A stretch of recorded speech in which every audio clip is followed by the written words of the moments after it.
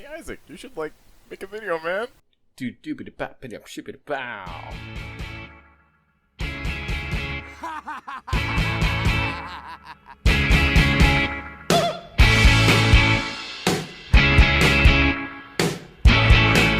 This one's in the bag. Take two. Oh, you can't let them know it's take two. It's just Nalu. Hopefully, we'll listen to it later at some point, maybe. You know, at one point we'll be there. We'll be old. It's like, how dare you remember when you used to play that? And then you'll listen to it for the memories of your sweet youth recounting things. My sweet youth, in this case. Yeah. Because earlier we had done the world building one, but that was we kept it super broad there, and we basically kind of more just talked about storytelling in general, I think. Yeah. But we've got Nalu, who's going to be DMing. Maybe, who knows, or not. Good luck, boy. Good luck, boy. Worst case scenario, it's just a chance for me to talk technical about actual DMing things, which actually, that's a really good reason that you're here. So when I say something and I go too far down into the jargon or my own personal experience holes, your widening pupils will let me know I've gone, like that, exactly like that I've gone too far. So, also, what's new this time is you've also DM'd with me, so it'll be interesting some of the things I say. If you're like, yeah, I totally saw that, or you're like, Isaac, so... Just out front and boy. Yeah, you didn't know about this, but this is what we were all saying, and we didn't tell you so you wouldn't feel bad. And so since we've already talked pretty long about what it means to have an interesting story, it's an hour-long video, so we've gotten down there. I think that it's a lot better to talk about the interactions with the players, specifically 5e. Fighting? 5e. 5e? 5th edition. So that was the specific thing of D&D that we did. I think you listened to that other podcast with me where they're like, yeah, we started out playing 4th edition. You guys threw a lot of shade. So I guess that's an... Go on. It'll sound like somebody was cracking into somebody's house with bolt lockers. So 5th edition was specifically made after 4th edition. That's how numbers work, right? Mm-hmm. But so people typically, their complaint about 4th edition was that it gamified D&D. So in 5th edition, they remedied some of that, but, good things and bad things. So, let's see, you were a monk. Me? You were a ranger. Yeah. Sorry. So you had little spell casting, and then Gabby had a lot of spell casting. Yeah, she turned into a bear. She did turn into a bear. So your experience as a player with that was that you as somebody, you mostly just shot your bow. Yeah. Which isn't bad, but that does mean that similar to Divinity, right? It's similar to my character, where when you have extra actions where you have opportunity, typically what you're doing is hitting a thing. Mm-hmm. Versus a wizard's which... Oh, like my necromancer. Yeah, all my spells. Yeah, exactly. That's or awesome. Which, similar to Gabby as well, where it's what spells do I do? Do I want to entangle them? Do I want to cast lightning? Do I want to poison cloud? Better than Gabby's character. Yeah. My necromancer's really cool. That is fair. But in context, so actually Divinity is based off of 5e generally. So you guys got to level 3? Yes. And we are currently at level 14. So it makes... Skirt. So that's part of why you have some more options. If we go back to how we were at level 1 in Divinity, it was I can attack, and I've got a spell that I use sometimes. But anyways, so both third and 5th and most other D&D games work that way. 4th edition was what if we make it more interesting for all of the players? So everybody had kind of spell cards, but and this is where Divinity is really similar though. We're but for the fighter, your spell card would be spell bash or heavy swing, which meant that which basically meant you were kind of in terms of game mechanics, a fighting wizard, right? Yeah. Which made it a lot more dynamic for a lot of players, but it was... A battle mage. Yes. You could do a battle mage, but that gets into connotations about, where you're a full wizard, but you use a sword and a shield, but it's more where it's your spells are combat folk. Anyways. But a lot of people just thought that 4E was like really gamifying things, and it wasn't pen and paper enough. So they came at it with 5E, which weirdly enough was really popular, even though it kind of made things even simpler. It kind of removed that spell slot system for all classes. But more importantly, you saw how easy role playing is. When you're doing like persuasion or something like that, you're not like, what's my persuasion dog stat? Because I'm really good at persuasion cat, but I'm talking to a dog. You know, none of that.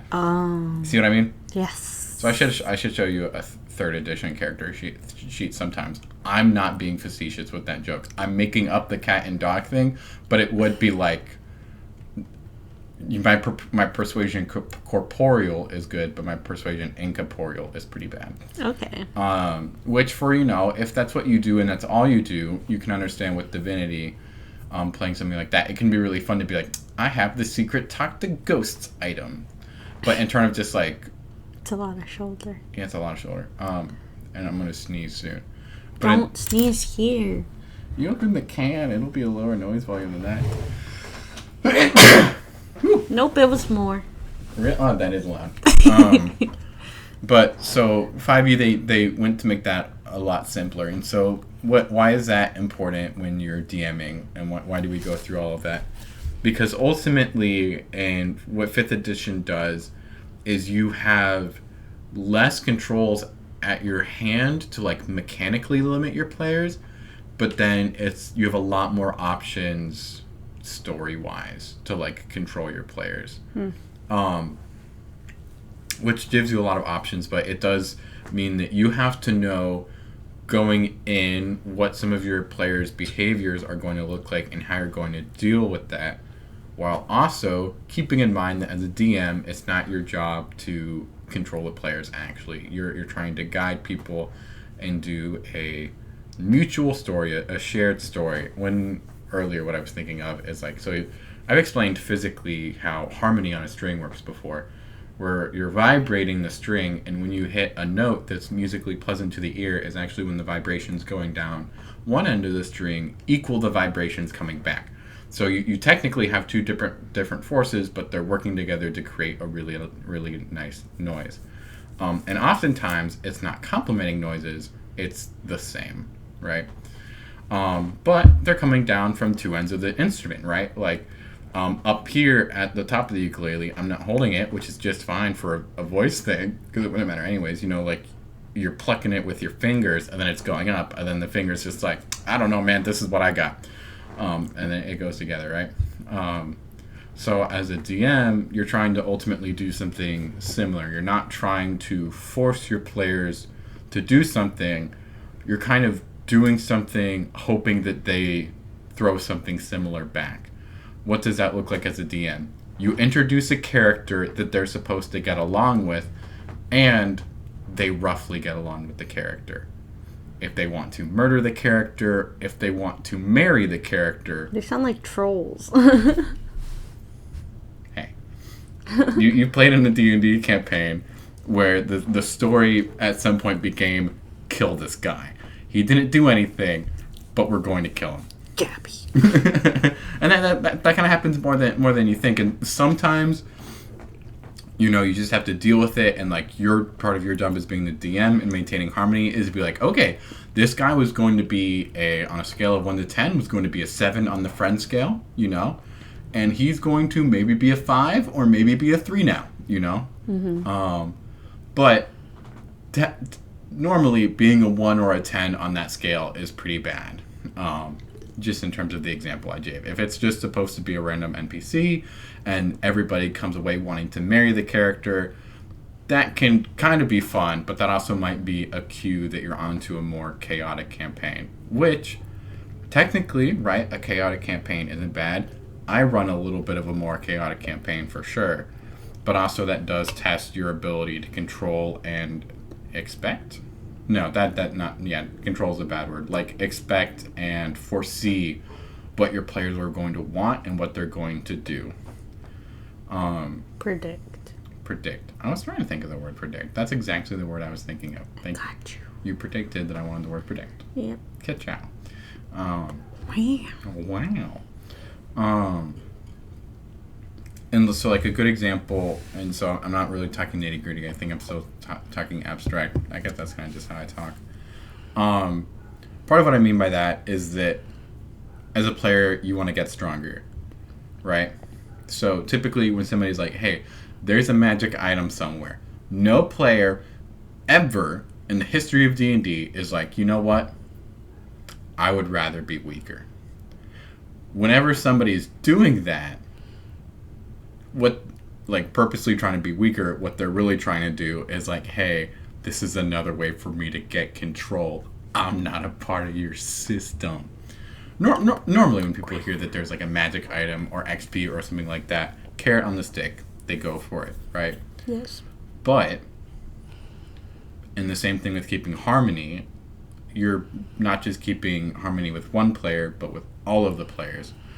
And typically, like, when one person in your party or something like that gets all the loot, or is making all of the decisions, then you are... Murder them. Murder them, right? You're just sitting at a table and talking about it, which means that it gets really boring for the other players. So you're not just trying to hit it off with the one person, you're trying to keep it in balance as much as you can. Which is why the earlier example of where it's like, sometimes you just have to let things go. And you saw this happen a couple of times in the campaign that I was running.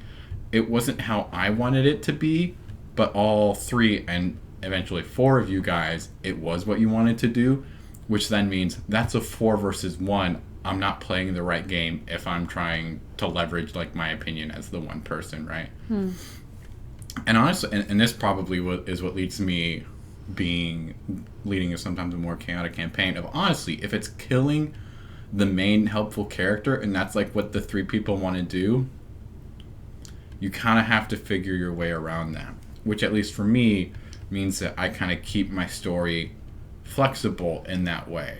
So you've played a video game RPG. You played a little bit. I think we're actually at about 50 hours on it right now. 55. Wow. Yeah. Played a lot. Yeah, it's really fun. And you can see how weird and how annoying it can be when it's like, okay, we got the letter, but we already talked to the guy, so we can't do that dialogue again. Or I got 2 out of the 3, but I didn't have the 3 out of the 3, so I can't do anything, right? That's when you're like, I should be able to work this. And that's really what D&D is there for and what you're supposed to do as the DM. So, I'm kind of still speaking a roundabout thing, but I think I'm about to close out on the point that I want. The first thing, it's what 5e is really good at and how the mechanics of DMing and playing 5th edition are spread out. It's largely through the story to mediate with the players, right, and to have a mutual shared experience. So there's some simple things you can do with that. Loot, for example, have meaningful and not meaningful loot. So you've got a couple different types of D&D players. You've got like the min-maxer. I'm a good example of that, where I'm not necessarily like not role-playing at all, but typically when I do a decision, it's not because I'm like, I like the color blue. I'm like, I like that, that's good, that pairs with this, the min-maxing. You've got like the mad scientist, which sometimes I also am, but I'm not that bad one, where it's like, okay, so I see I'm talking to an NPC. Is this dialogue different if they're on fire when I'm talking to them? Right? That happens. That's one type. And then another type is a hoarder. Right? Oh, like my character in Divinity. Yes. Or also your character in D&D. If there's a thing, I want to have it. All the fruit. All the fruit. Right? All the cows. You're just like, oh, hey, I can collect oranges in my inventory. Can I get more than 30? I just wanted to use them to barter. Yeah, which I did. And then lastly, for me, you have the observer. There are people that do just want to sit and do a thing. So magic items, why you want to have powerful and not powerful, right, is like your min-maxer is looking to optimize her build, right? Which means that if everything you feed is too powerful and too good off the bat, after 3 sessions, they're done, and also you have a really hard time staging your encounters because the other players want to kill something, but you have Mr. Murder Hobo Barbarian. I was trying to think of barbarians, but Stuffins is really good. Murder Hobo McStuffins just going around and like killing everything in 2 rounds, and like since it's D&D, you're sitting at a table, right, and rolling the dice.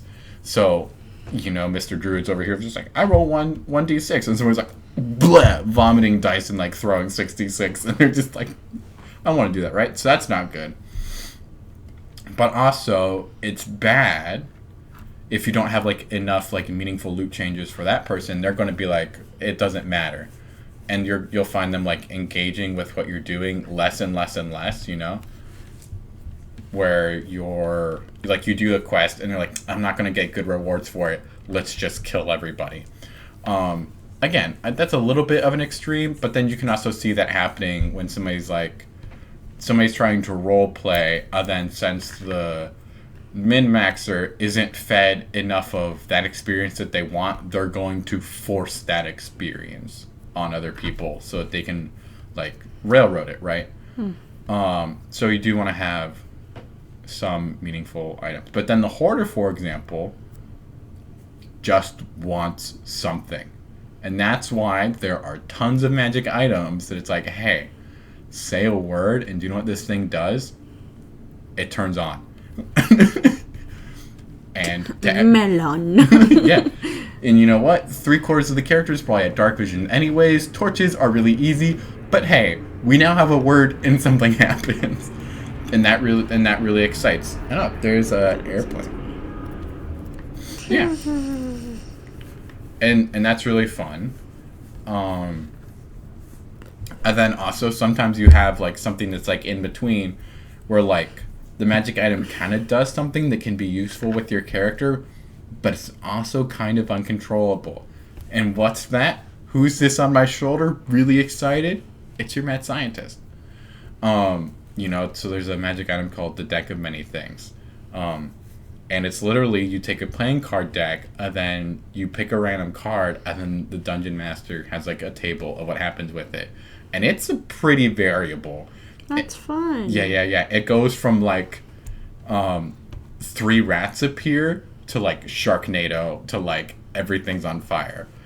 So, right, so like for your collector, they're like, your hoarder, they're like, this runs the risk of messing with my other things, so I'm keeping that in my inventory. And like for your min-maxer, they're like, this is unpredictable, I'm not going to use it. But your mad scientist is like, yes. I'm going to send Nalu Adventure Zone. Oh yeah, it's pretty good.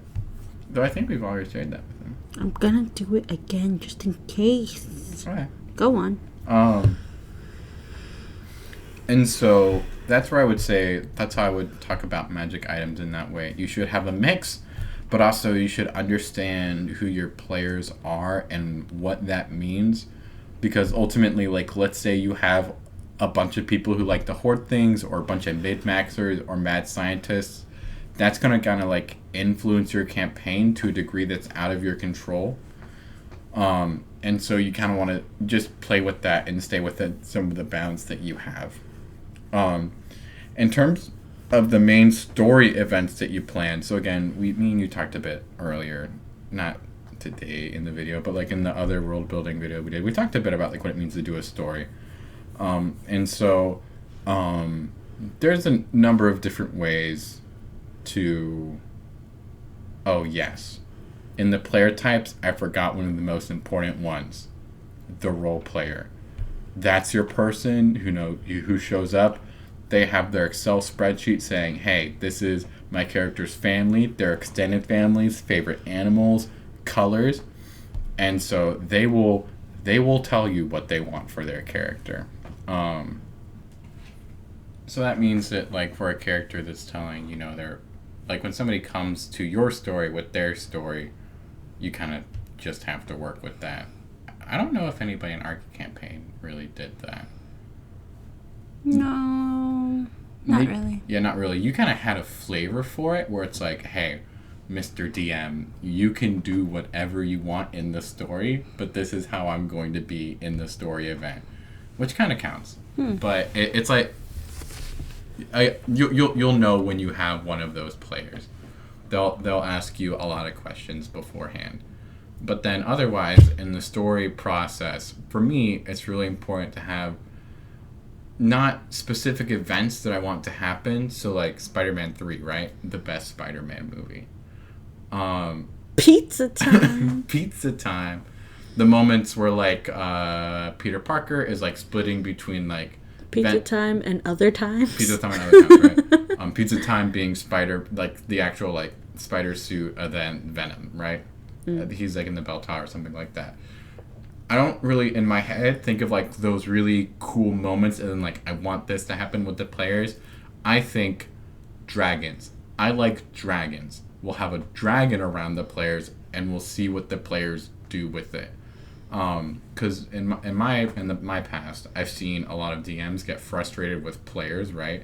They're just not playing the way that they designed it to be. Exactly. We saw that in the Dungeons and Daddies podcast we were listening to, where like the bunch of players are joking, and the DM's like, "Ha ha ha! You're all horrible people." Yeah. And you're like, "Whoa!" You were looking for this like really complex moral gray area, and you had 5 dudes around the table. 5 dudes around a table and one of them is hiding in their pants. Yeah, exactly. And so that means that, like, at least and that's part of my bias, right? Like, for me as a DM, we're not going to come away saying, this is better than Lord of the Rings. It's the Lord of Us. You're not going to have that. But at least it'll be your story. And so I would just find key things that you like, actual objects, places, types of people, right? And then have your players be around that. So for example, in our campaign, I like small towns. So we start with the small town. Bristolshire, right? That was what it, Bristolshire. Then we had the church, right? I like having churches in games. Not because I'm religious. I think that there's a lot of, especially like when we think sometimes in D&D and fantasy, we think weirdly like Renaissance Europe. Yeah. Kind of, right? So it's like, okay, this is just a central point and there's a person who's responsible for things. And then also churches, it's like not weird for it to be supernatural. Yes. Right? So if you have a farmer and then there's like a ghost, then the farmer shouldn't be like, oh yeah, I see ghosts all the time. It's very reasonable for me to be involved and still not afraid, right? Yeah. But for a priest, you can get like a little, you can do that. But then also because there's the expectations, that means it makes sense to the players. There's also like an opportunity to mess with it. I.e., priest's not a priest, he's a thief. And then the other thing I had was the Adventurers Guild. But also not having the Adventurers Guild, like, I like it being ramshackle. You know, it's not like you go in, paladins are in armor, like in anime, right? Where, like, your character walks in and they're like, I'm going to be like that person, you know? You walk in the door and it's like, oh, I'm like that guy. He's the only one. I like that. But, so those were things that, like, I just put in the town. Then there's a couple of other things. You were really great when you drew the map. There's a couple of things that like just have to be there in a town. It was fun. Places to live, places to sell things, and jails. But as a DM, there's a saying where it's like you put lines on the map and you fill it in when they get there. Right? So I didn't have to put into all of the work that's there at the market. Do stalls, backstories for everybody. I can just know that there's a market. Then when you guys go to the market, I mostly fulfill your needs, right? I include some things that are on the periphery that you don't care about or don't want, because then that way it kind of helps you to get into it, because it's not like, wait, everywhere I go, people only answer my questions and only have exactly what I need. It's kind of hard to get involved at that point, right? But it's also annoying when you're like, nobody here sells a gosh darn camping kit. So I think that's how I typically arrive at that happy middle ground there. And then in terms of the overarching story, right? Because at some point you got to like kick your characters into like a story moment, right? Like get them into the main thread. Okay, the words I are don't know skipping. what word. Yeah.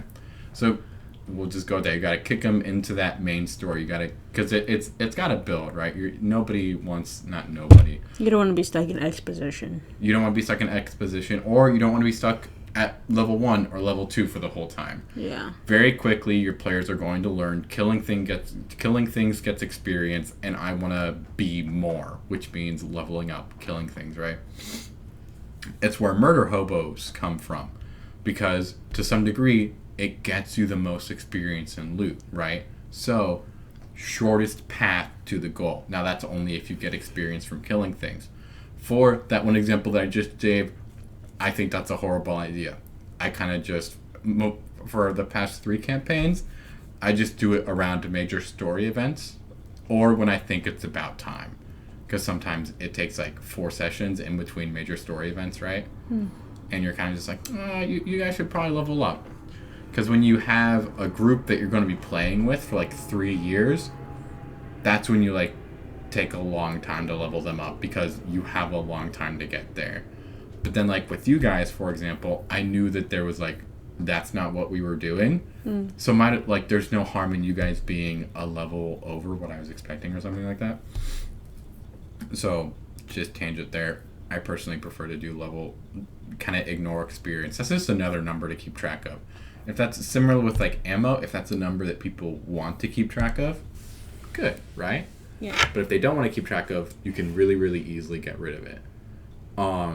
But then in terms of story events, at some point you got to kick them into that grander narrative because you need good reasons for things getting stronger, things getting harder. This isn't an anime where like 10 episodes in, you're like, it just makes sense that this fight is 2 episodes long instead of 1. As a player, you're just going to be like, why is this skeleton so much harder than the other skeletons? Literally, we've been like killing everything with ease, and then this one party wiped us? Why? Right. And so that's same thing, going back to the idea that for 5th edition, narrative is your big tool. It's an eldritch skeleton of some kind or something like that, right? Okay, what's the eldritch? Something that's bigger to kill and that you can't kill now, and people are just going to come back to later. So typically, at least how I've done it, other people have done it kind of differently, but oftentimes it follows the same thread line, where you kind of start from the end and you work your way back. In the same way that, like, remember, you're not thinking too big about what a lot of the specific beats look like. It's super broad. So it's like dragon in a castle, elves. So that's where your players want to end up, where you want your players to end up, and then you can have some cool images, some cool scenes in your head that hopefully you can actually like spell out, right? But then you got to work your way up, which then, let's steal from video games here. A really good idea, lieutenants. So Guild Wars 2, right? You've got your Elder Dragons that they fly over the map and they leave like SWATs in their destruction. And then they have smaller people who are still very much working for that person, but also they're like pretty tough to beat on themselves. And then you have minions, right? So lieutenants work, in my mind, as a really good interim until getting to the end of the campaign, or if you just want to spice things up, because then that gives your players something that they can grasp on without thinking, we clearly have to be level 15 or something like that to kill that person, and we're clearly level 5 right now. That's a long time until we can do that. You can avoid that by waiting until later to bring your big bad in, and the first thing you bring in is just like entry-level monsters, right? Something that would be really generic. You guys, you're just killing a slime creature, right? Nothing big, nothing crazy. Okay, now we're fighting something else, something that's organized. What was it? Was it like orcs or goblins? You guys went to a town, right? Another town that was invaded. Am I thinking of something different? I think you're thinking of something different. Okay. Now I'm gonna be honest.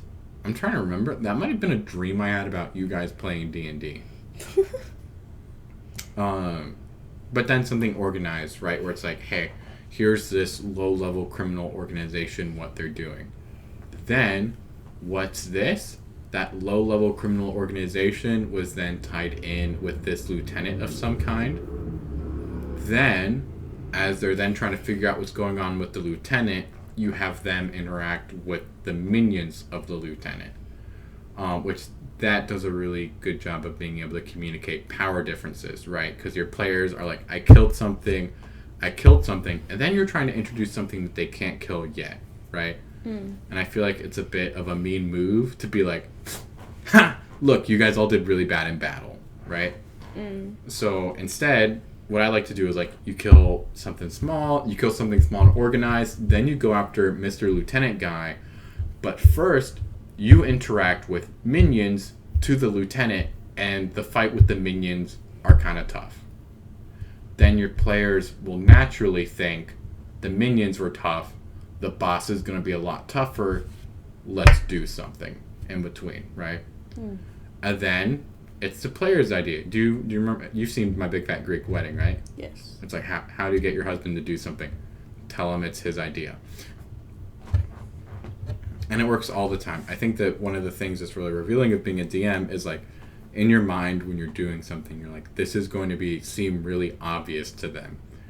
Instead, what's going to happen a lot of times is you're going to hear players say, oh my goodness, look at this thing I've discovered. Right? So then you do that, you do the lieutenant, and then at that point... Like an Easter egg hunt. Yeah. People aren't going to... That's the point I guess I want to make. People aren't going to think that you're clever as a DM. They're going to think that they're clever as the player. And that's actually a really, really good thing. In the same way, like when you're DMing and you have to maybe fudge the numbers a little bit, meaning like you hit a monster and it has 2 HP left, instead of being like, it looks really, really dead, be like, hey, it's dead, you know? Instead of fudging the numbers and then somebody pointing at like the DM and being like, hey, this is clearly a guided experience by you, they feel more involved. So that's a wonderful point, babe. So then you've got the lieutenant, and then at that point you can kind of judge how close they are to your big bad, and also what the actual timing of your campaign looks like. For ours, right, it's like, okay, we put this target out there and we know that we're not going to hit it, so we're honestly not going to even try, right? We're going to show up, we're going to do stuff because we still enjoy doing stuff, but we know that we're going to just like roam for a bit. Whereas if like, let's say we had like 3 more sessions that I knew we were going to have, that's like, okay, we can actually make like solid progress on this. And while I thought that we were going to like have you guys fight a lich at level 10, 15 or something like that, right? I'm just going to do a powerful wizard at 6 and put my heart into it. And your players aren't going to know the difference. They're only going to know the difference if you're like, guys, I had the coolest thing planned, but we weren't able to get into it, right? So unless you sell that or give that up, then you're just fine. So that's, we've covered loot, we've covered story. In between, we have lightly talked about some higher level topics. Were there, I guess at this point, I think I can probably just drum up other things to say, but we have also said a lot. In your point of watching me DM, was there anything that you were like wondering how I did it or how I planned it? Sorry to put you on the spot with that. I should have let you know before I was going to ask that question. No, it's fine. I think it's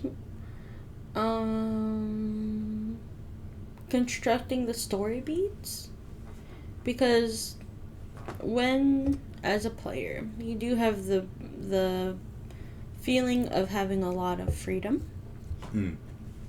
and so I guess I don't know. I think you mostly talked about it. I think, a lot of it was that I was just like, ooh, wow, that's cool.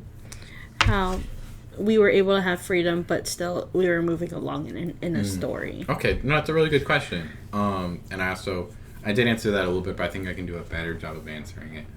So, end media res, right? Yes. That's a horrible thing to do in D&D, in my opinion. Yeah, you shouldn't do it in D&D. Because what's going to happen is that's going to fast track as fast as possible, not your players saying, how do I do this? Saying, what do I do? Yeah, what am I supposed to do here?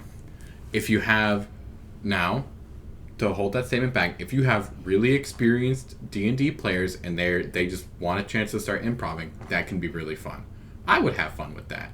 But I also know with, like, you guys, horrible idea. Yeah.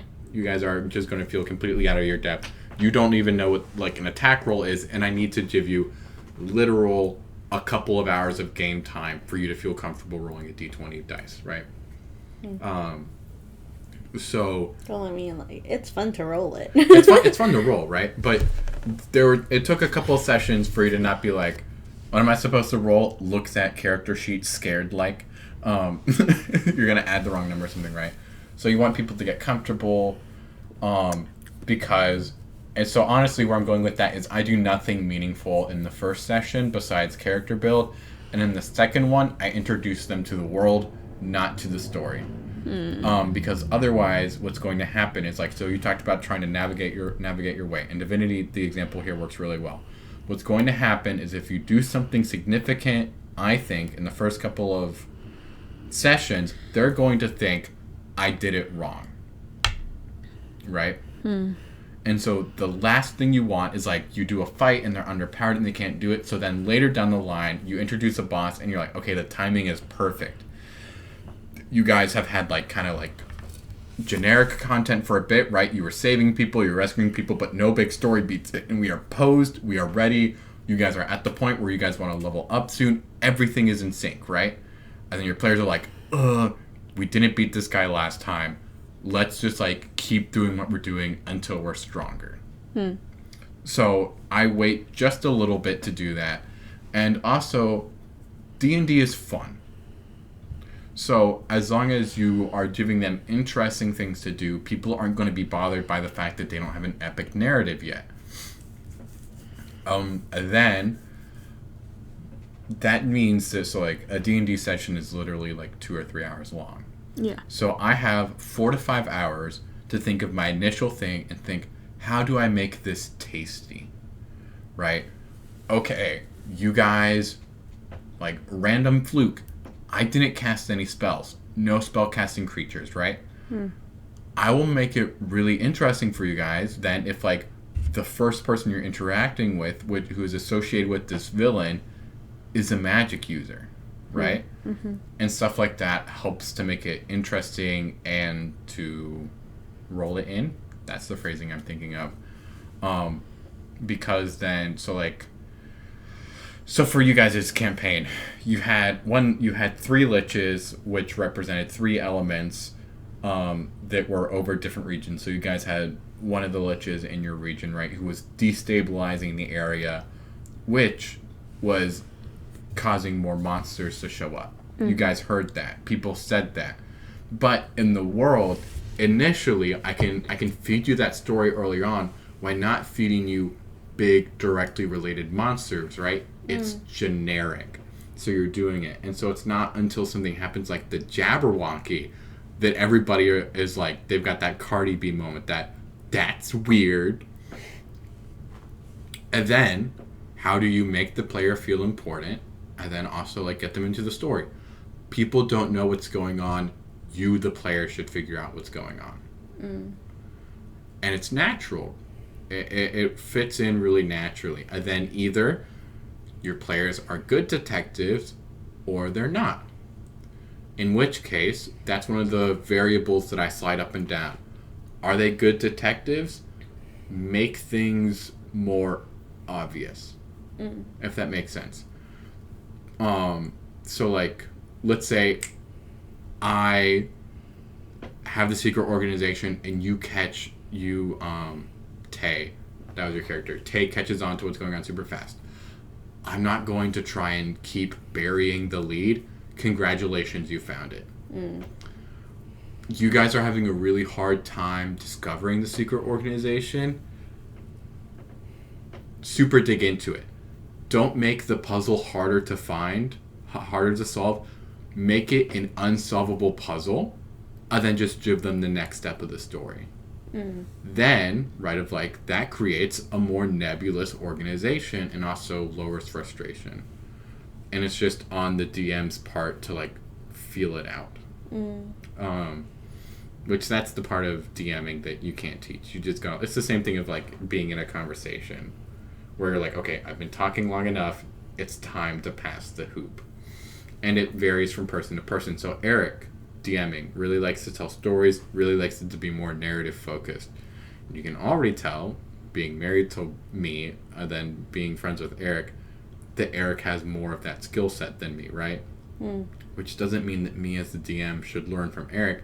I should just be more comfortable with my own style. People have a lot of fun with my NPCs.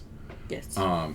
Which is in huge part because I know that one of my skills is I think fast. Do I think fast in stories?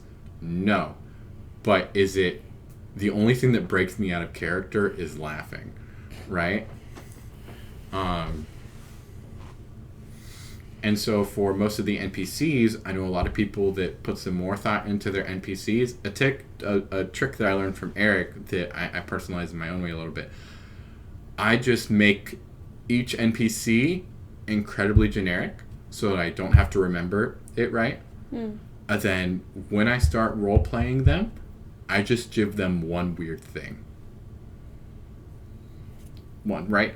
Because players either get fascinated by it, they get annoyed by it. Oh, like the goat thing with Titus. Exactly.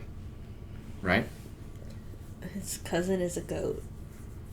Was that what it was? No, it was that he was a were-goat, right? And because he has that magical amulet, right? Yes. And then also the other thing about Titus where he's like, shoot. Remember that? Yes. Yeah, right. Where it's That's like from Duck Newton. Yeah, but you that's the type of thing that you can just take off of something else and do it, and then even you as somebody who knows about Duck Newton, it's not breaking things too much. So you have the one weird thing, and it helps them. That's fun for me, and it makes me to do NPCs easier, and that's my way of making things interesting for the players. For something like Eric, if he's doing a more story-focused thing, you have the 3 NPCs that people are talking to that are really fleshed out. They have backstories, how it relates to the thing, and if it's not one of those 3 NPCs, they're very generic. It's like, this is a shopkeeper, and this is what they sell. Whereas for me, you can talk to anybody, and it's going to be interesting.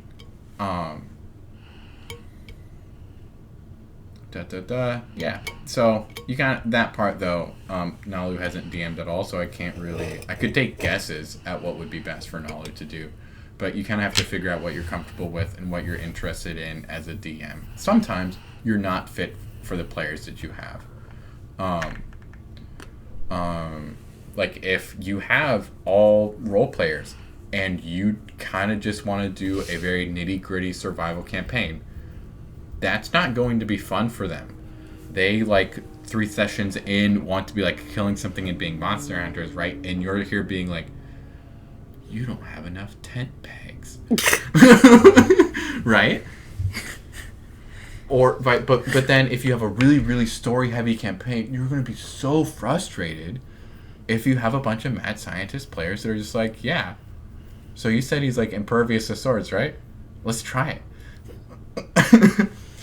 And what's most common is that you're going to have a mix of players, and you're going to actually have something that is unique because of the players, not unique because of you. You're going to have people pulling and pushing on pieces in ways that you can't totally predict beforehand, and you have to like work it into the moment. Lamont being a good example. For me, Lamont was just supposed to be a guy that you guys work with but don't trust. It's the classic shopkeeper where it's like, I'm going to buy the items from you because I know it's going to work. I also know you're going to charge me too much for it. So maybe I'm going to be more aggressive with you. Maybe I'm going to just like refuse to pay this price or something like that, right? Instead, Gabby just steal from him. Gabby just stole. Ollie just became really suspicious. And at that point, Lamont has to grow with you guys' reaction. But then you're, as the DM, you are the one who at some point is supposed to say enough is enough. And you just have to figure out, and this is where we'll end on, not that we're ending now, but this is the last thing we'll talk on, how to say no as a DM. So there's a lot of people out there who, similar to parenting, have like a I will never say no policy. I think that that's a bad idea. I don't think you should say no a lot. But I think that there are times where you just have to say, either you don't know what you're asking, can we change the question? Which people, that's funny to me. When people are like, I never say no, I just answer different questions. And it's like, yes, that is technically saying no to the question they asked. If they asked, can I have a horse? And you're saying, you can have a dog. You're saying, no, you can't have a horse. Yeah, and there's answers like that. So one of the worst arguments I got into over D&D was about riding a horse backwards. So this guy was a monk, and he... Justin? No. He was Mr. Fruit. He was weed guy. Hilarious. So this guy was a monk, and he built himself as a ninja mutant turtle. He was a human, but like that was his backstory. Okay. And so he's from the city. He was in the sewers, right? And the first horse he meets, he doesn't meet the horse. They buy the horse, and he's riding the horse, and he's like, "Yeah, I'm going to ride it backwards." And I'm like, "I don't think you can do that." And he's like, "No, I think I can." And here's where this is important. And here's where there's the value here. If me being the DM, I'm just saying that's stupid, and that's my only reason, bad reason. But here's where it fell into the campaign. That group of people that I had, very technical group of people who they wanted to know the rules, causation and correlation, right? They wanted to know it. So having somebody just be able to do something, and they were getting annoyed as well, right? Where it's like, no, there's these other things here that we've had to do this for, and we've had to do this for. Why would you just have this? It doesn't make sense. Yeah. There's this other things where we weren't trained to do it, so we couldn't do it. You're clearly not trained for this. And that's when it makes sense to just say no. Because the player wants to do something cool. You can have them do other cool things. But if your player is only willing to do one cool thing, they're not playing with the group. Like you guys saw that a little bit with the magic item. Does it have to be that magic item? Okay, most of the people with the group are probably willing to share, right? Yeah. But are you just searching out for that one magic item regardless of what the rest of the group is doing? The longer you let behavior like that happen, the more it's going to drive the session away. Because at the end of the day, you are just people sitting at a table trying to have a good time together, wanting to tell a story, wanting to roll dice. And boundaries are super healthy for that. Like mine, we're not stealing from players. And that's one that I try to like not pronounce on the offset, because then people are like, wait, I can't attack or what, something like that. It just confuses people, right? And sometimes it makes sense. Like, there you are, you're negotiating for the apples, right? And then somebody else is like, I want to steal the apple. And you, the player, is like, that's hilarious. My characters are going to like it, but I think that's hilarious, right? Me as the DM should not step in and be like, I'm sorry, this crosses rule number 4 of Isaac's DM rule sheet, right? I'm stopping a good time. But I need to be fair and logical just enough that when a player is going to do something that's going to anger another player, I can fairly like mediate it. Where it's like, hey, I hate to say this, but it is absolutely like taking care of kids. Where it's like, why can't I punch him? How would you feel if somebody punched you? I would be really angry. Okay. Why do you want to punch this other guy, though? It'll be really funny. Why don't you think he'll be angry? 'Cause it's funny. You know? Mm-hmm. And you start hurting feelings if you're like, you can't tell jokes or something like that. And in that case, what is it easier to do? Just say no. But in most cases, work with the player, figure out a solution, keep your goals broad so that when people hit the target at all, you can be like, whoa, Yay. look at that. Sometimes you're on the bullseye. Other times, hey, you got like close, right? Magic items, figure out how to meet all of your players' needs, but also to like keep them wanting things. And with dice, so this is a hot topic that you have never heard about before, but it's really hot. Whether or not to show people your dice rolls. There are people out there who will, like, with the conviction that they say that they're a Christian, will be like, I never hide my dice rolls from my players. How can they trust me if they don't see my dice rolls? Not joking at all. That's really weird. Versus people who are also weird and they're like, I would never let players see my dice. What if I need to change the numbers? What if it goes bad? So if you want to join in that argument or having that opinion, go for it. For me, did I show you guys my dice rolls? I think I did sometimes, right? Or all the time? All the time. Okay. Wait, no, most of the time. There are a few times where you hit that. Yeah, for some like stealth rolls and stuff like that. Because for me, in my mind, the numbers that I can hide from you, HP of the monster. Yeah. If somebody asks you the HP of the monster, say go home, mother lumper. We're here to play. That for me would be one of the lines where it's like we're playing D&D, not a video game. Yeah. Your character is not going to say, I know that Where's the health bar? Yeah. I roll a d12, which means that if their attack isn't divisible by 12, I have to do another attack. You're going to say, that's the hungry wolf next to me. Would you hide? Would you show your dice? I don't know. I don't see a benefit in showing or hiding the dice. Okay. I got you. Yeah.